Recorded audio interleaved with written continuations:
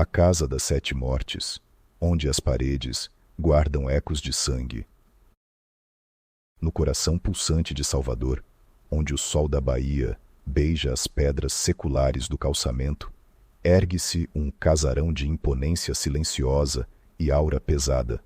Localizado na Rua do Paço, número 24, no centro histórico, ele é conhecido por um nome que por si só provoca um arrepio: a Casa das Sete Mortes.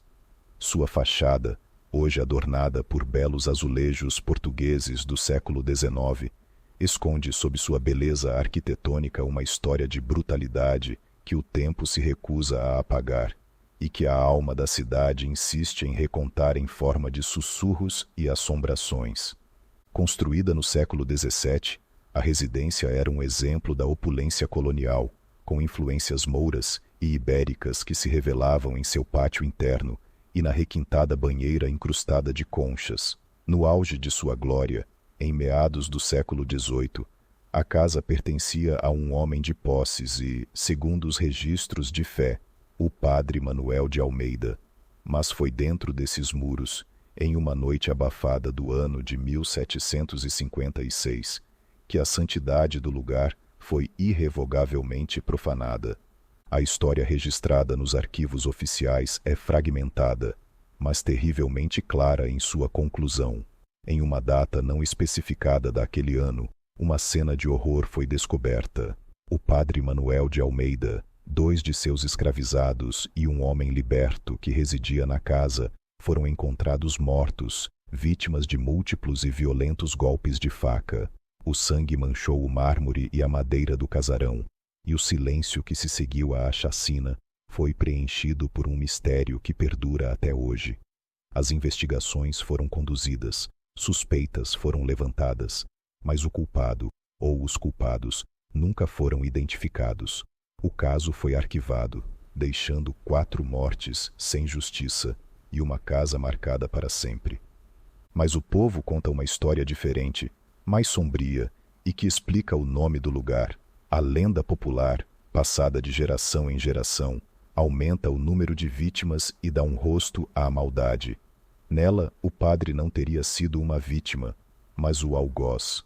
Cego por ciúmes ou alguma dívida de honra, ele teria assassinado a facadas um convidado e vários de seus criados.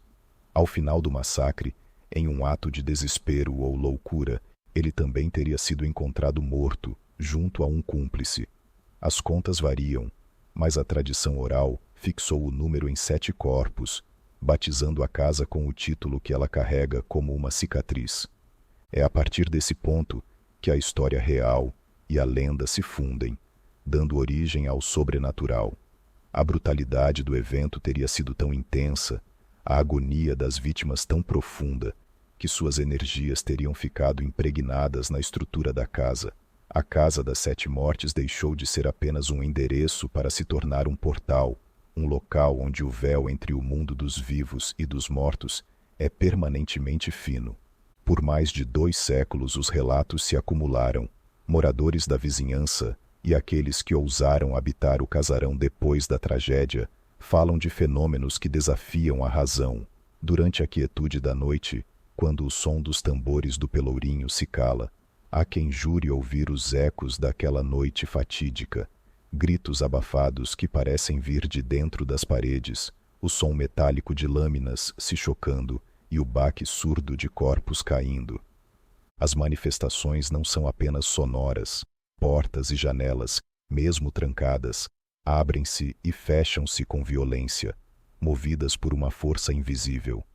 Vultos escuros são vistos, passando rapidamente pelos corredores ou parados, observando das janelas do andar superior, silhuetas que se desfazem, assim que um olhar mais atento tenta focá-las. A sensação de uma presença opressora é constante, um peso no ar que provoca calafrios e um medo instintivo, como se o visitante estivesse invadindo um luto que nunca teve fim. Com o passar dos anos, a casa foi doada à Casa Pia e Colégio dos Órfãos de São Joaquim, e mais tarde, tombada como patrimônio histórico. Em 2010, passou por uma grande restauração que recuperou seu esplendor arquitetônico. Hoje, ironicamente, abriga uma escola técnica. O som de risadas de jovens e o tilintar de ferramentas ecoam onde antes só havia silêncio e medo.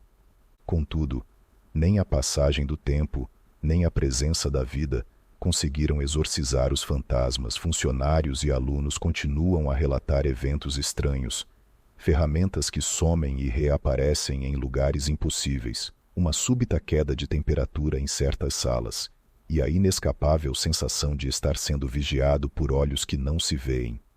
A Casa das Sete Mortes é mais do que um ponto turístico ou um marco arquitetônico. Ela é um monumento vivo à memória e ao mistério. É a prova de que algumas histórias são tão terríveis que se recusam a morrer, transformando tijolo e argamassa em testemunhas eternas de uma tragédia. Visitar seus arredores é sentir na pele a pergunta que paira no ar quente de Salvador: o que realmente aconteceu naquela noite de 1756? E, mais importante, quem, ou o que, ainda reside nos cômodos escuros da casa que nunca esqueceu seus 7 mortos?